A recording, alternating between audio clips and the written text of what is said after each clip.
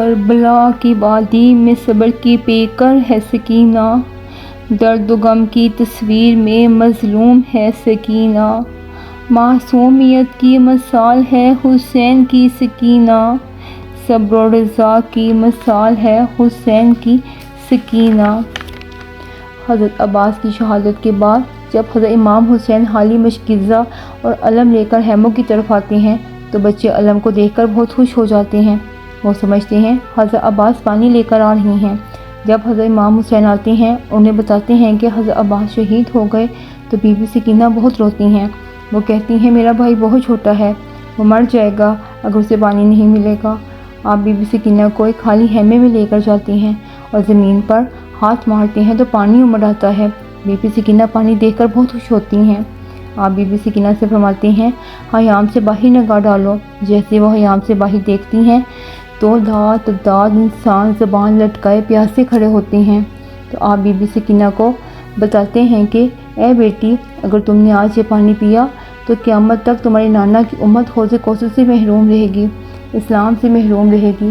Be be Sakina نے فرمایا اے میرے بابا، اگر میری نانا کی امت کی شفاعت کے لیے میرا پیاسا رہنا ضروری ہے تو میں اب پیاس برداشت کر لوں گی، میں ہر طرح کا دکھ اور ظلم برداشت کر لوں گی۔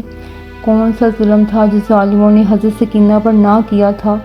میدان کربلا پر جب تمام جوان شہید ہو گئے، امام حسین تنہا رہ گئے تو ذوالجناح پر سوار ہوئے اور ذوالجناح کو حکم دیا مجھے میدان کربلا لے جا۔ ذوالجناح آگے نہ بڑھا، دیکھا بی بی سکینہ ذوالجناح کے قدموں سے لپٹی پڑی ہیں۔ حضرت امام حسین نے بی بی سکینہ سے فرمایا بابا کی جان، بابا کو الوداع کہو۔ بی بی سکینہ فرماتی ہیں مت جائیں، صبح سے جو میدان کربلا گیا وہ واپس نہ آیا۔ حضرت امام حسین اپنی 4 سال کی بیٹی کو بہت پیار کرتے اور اپنی بہن حضرت زینب کے سپرد کیا اور سب کو الوداع کہتے ہوئے میدان کربلا چلے گئے۔ جیسے ہی حضرت امام حسین شہید ہوئے تو یزید کے سپاہیوں نے خیموں کو آگ لگا دی۔ حضرت سکینہ دوڑتی ہوئی خیمے سے باہر آتی ہیں اور اپنے بابا کو ڈھونڈنے لگتی ہیں۔ بی بی سکینہ نے لوگوں سے پوچھا میرے بابا کہاں ہیں؟ ان میں سے ایک ظالم نے پوچھا تمہارے بابا کا نام کیا ہے؟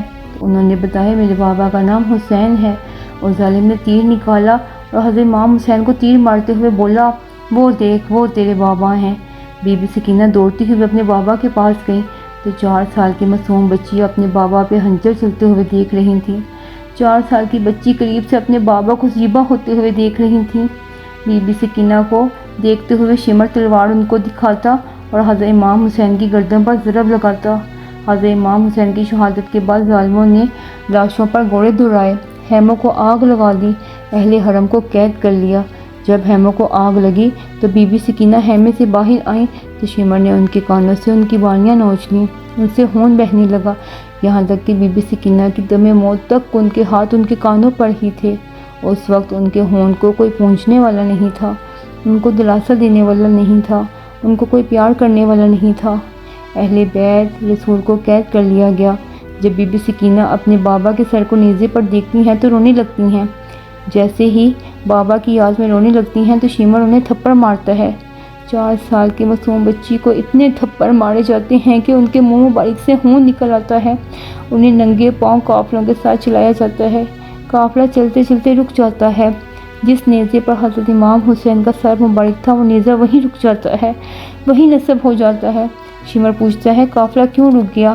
امام سجاد فرماتے ہیں جس نیزے میں بابا کا سر مبارک ہے وہ زمین میں نصب ہو گیا ہے۔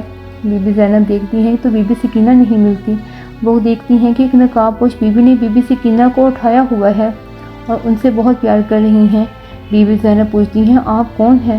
تو وہ فرماتی ہیں میں تیری ماں فاطمہ بنت رسول ہوں۔ بی بی زینب اپنی ماں سے لپٹ کر رونے لگتی ہیں اور بی بی سکینہ کو لے کر واپس آ جاتی ہیں۔ شمر بی بی سکینہ کو دیکھ کر تھپڑ مارنے لگتا ہے، کہنے لگتا ہے تمہاری وجہ سے قافلہ رکا، پھر تھپڑ مارتا ہے اور بی بی سکینہ اور رونے لگتی ہیں۔ تو شمر ان کو اونٹ کی پشت پر باندھ دیتا ہے اور کہتا ہے اب قافلہ نہیں رکے گا، مجھے جلد از جلد یزید کے دربار پہنچنا ہے اور اپنا انعام لینا ہے۔ جیسے قافلہ شام پہنچتا ہے، یزید کے دربار پہنچتا ہے تو یزید کہتا ہے یہ کون ہے؟ بتایا جاتا ہے یہ علی کی بیٹیاں ہیں۔ یہ کہنے لگتا ہے یہ چھوٹی بچی کون ہے؟ تو ان لوگوں میں سے کہا جاتا ہے یہ سکینہ ہے، حضرت امام حسین کی بیٹی۔ بی بی سکینہ دربار میں ایسی کھڑی ہوتی ہیں کہ ایک پیر اوپر ہوتا ہے تو دوسرا نیچے، دونوں پیر اکٹھے زمین پر نہیں رکھ سکتی۔ یزید پوچھتا ہے تم ایسے کیوں کھڑی ہو؟ بی بی سکینہ فرماتی ہیں تمہارے سپاہیوں نے اتنی زور سے رسیوں کو باندھا ہوا ہے کہ دونوں پیر ایک ساتھ نہیں رکھ سکتی۔ یزید نے کہا ان کی رسی کھول دو۔ یزید نے بی بی سکینہ سے کہا ہمیں معلوم ہے تمہارے بابا تم سے بہت پیار کرتے ہیں، اپنے بابا سے ملو گی؟ بی بی سکینہ نے فرمایا جی۔ تو یزید نے ترس پہ سے کپڑا ہٹایا۔ سر حسین دیکھتے ہی بی بی سکینہ رونے لگیں اور آپ کی طرف آنے لگیں۔ یزید بولا رک جاؤ، ایسے نہیں سکینہ، میں تمہاری محبت کا امتحان لوں گا، اپنے بابا کو پکارو، وہ خود تمہارے پاس آئیں۔ بی بی سکینہ روتے ہوئے پکارا بابا میری محبت کا امتحان ہے، میرے پاس آ جائیے۔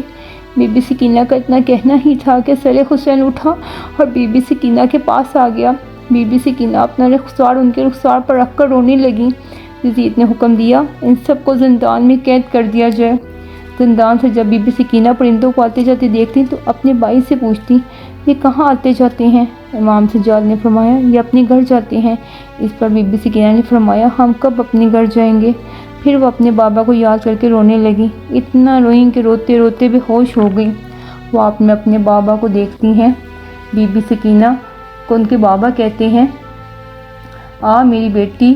بی بی سکینہ کہتی ہیں بابا آپ کہاں چلے گئے؟